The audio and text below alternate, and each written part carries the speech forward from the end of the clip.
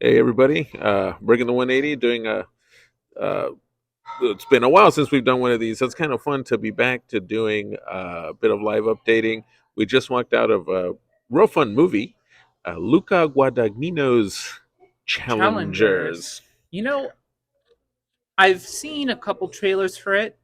It didn't necessarily pique my interest, but walking out of it, I was pleasantly surprised. I think it's a fun movie with a banging score from Trent Reznor and Atticus Ross. They hit another home run. And I would say a bit of a departure, in a sense, for Guadagnino in terms of style, Yeah, subject I matter, mean his a lot of his signature, let's say a lot of some of his signature brushstrokes are in the movie. or Uh, tennis strokes. Tennis, right? He serves in the way he tends to do in his filmmaking, but uh, yes, it's not. It still has, in layman's terms, it still has the art house flourishes of a typical Luca Guadagnino film, but this one has a different energy from his last few movies. This really is more of an energetic, let's risque, fun love triangle that's all centered around this idea of tennis and what it means to be fully committed in any sort of competitive situation. And it's a lot of fun. He even experiments a little more with the camera. Yes. You literally become the tennis ball. I'll just say that, There like are a while lot of watching. Yeah. experimental shots. There's some definitely some interesting filmmaking technique that not it's not off-putting, but it's certainly it kind of jolts you awake sometimes. Um but yeah, it's a fascinating film. It's not the deepest thing I've ever seen, but it is an interesting exploration into the idea of what ambition means for different people and the resentment they have when they're not able to reach a certain place in their life. It's And yeah. in the case of our titular characters, it's tennis, and our titular characters are played by Zendaya, Prince Charles, and some other dude. The mother do well. The for those of you who've been watching The Crown, Prince Charles from 2 seasons ago, in The Crown. But I mean, all you got to know really is that it's a threesome, figuratively and literally. Uh, These are three tennis players, talented ones who meet during their college years, but there's this mixture in it between how the two guys are competing for Zendaya, for her affections, and at the same time, she's a very ruthlessly competitive player who really what she demands from a partner really is the same kind of commitment to the sport. And so all this mixes into what's essentially like a years long, let's say, uh, love story between the three. uh, But when I say uh, love story, it's more complex than should that. we just say off the bat that they're all total sluts? Yes. Like let's not even beat around the bush. It's a movie about three total sluts, and that's what makes it fun, right? Yes. Because in Exactly. a film like this, you'd normally expect that one of the characters becomes more righteous or self-righteous, Right, right, or right. that, I don't know, perhaps someone learns a lesson and changes. But what's really interesting about this film is they no one really changes, and we really see that come to a head. No one really changes, Yeah, but there's that's what makes it really fun. yeah, there's no moralizing. In fact, it's on one level, and this movie actually I'll quickly add is funny. It's also not jury. It's actually very funny in subtle, intelligent ways. But it's almost about how someone you met in your early 20s, it's amazing how 10 or 15 years later you bump into them and it's still the same person. Rarely does life evolve like, let's say, the a kind of the moralizing movie where I don't know, so and so went from a slut to a total priest or something in 15 years. No, we tend to carry our characteristics right into our right until the end. So it's a real it was really fun watching how they may be in different places in life, the characters, when we catch up with them in their 30s, but buried in there is still the The same same. person they knew in college. Exactly. Yeah. And the reality is most people are like that. Yeah. And speaking as someone who, as of this year, it'll be 10 years since I started university, you think that a 10-year gap is a large period of time, especially when it comes to changing personalities, but it's not that much. No, no, The, no. the way this film explores how people change, or rather, they don't change over time, we tend to not have films like that And how or explored in media in general. I think literature is a little different. well, and how also in a fun way, the movie explores how we'll even carry our grudges or our little romantic slights and everything from Oh 10 years ago yes. well into later in life. Uh, and And but also the other thing that's very interesting is it kind of explores what happens when a certain skill, hobby is your only personality. That's the yeah, only thing you have.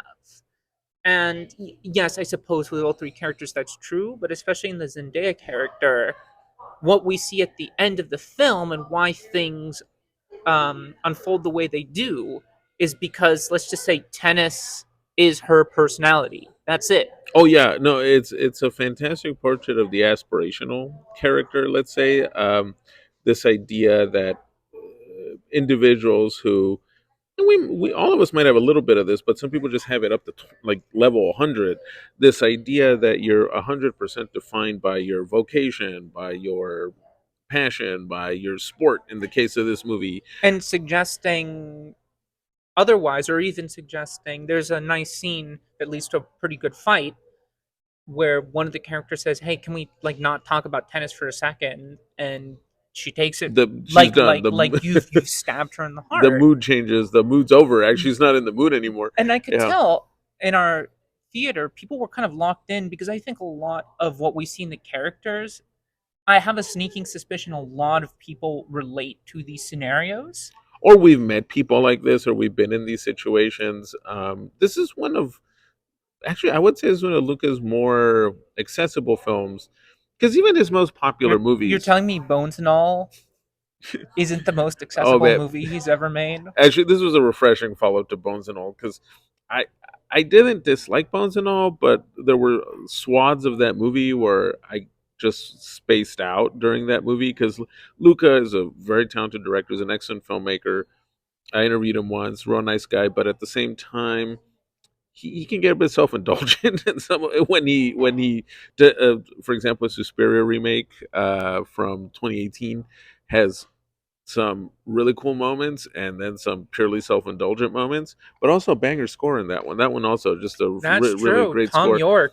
Really, he's got great taste in choosing And I composers. believe Trent Reznor and Atticus Bones and Ross all. also wrote the score. But this one, the Oh score, yeah, I gotta reiterate, it has the typical electronic sounds you'd expect, but this is a very different kind of score oh for yeah, them. and oh yeah, definitely. How and I will add the end credit song, total banger.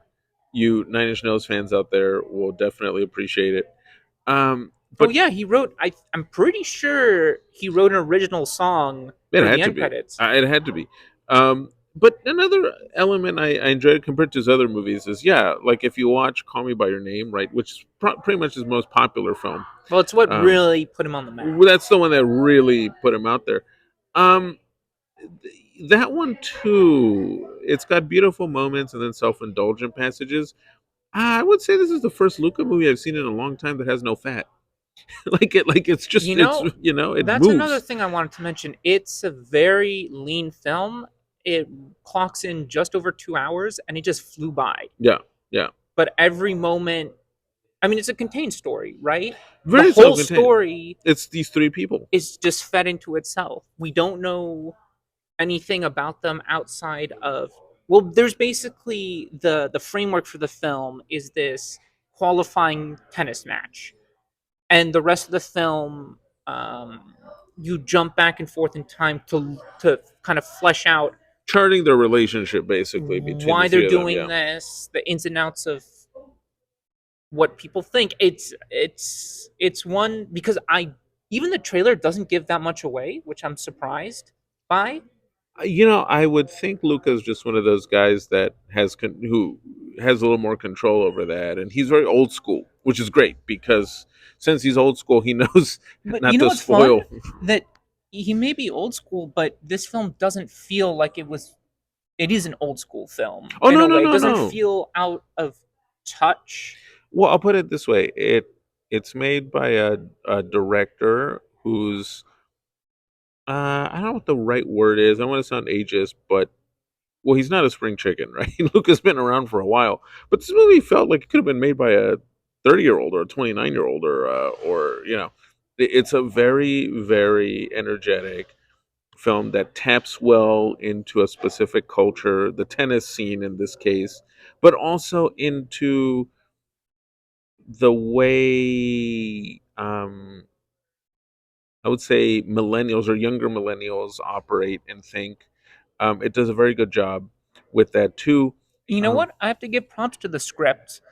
mhm. Um, Again, this is a film that I'd probably need to see again with subtitles because in the quieter moments, uh, even without the score, it's a little too soft. Yeah, But very good script, and yeah, those three.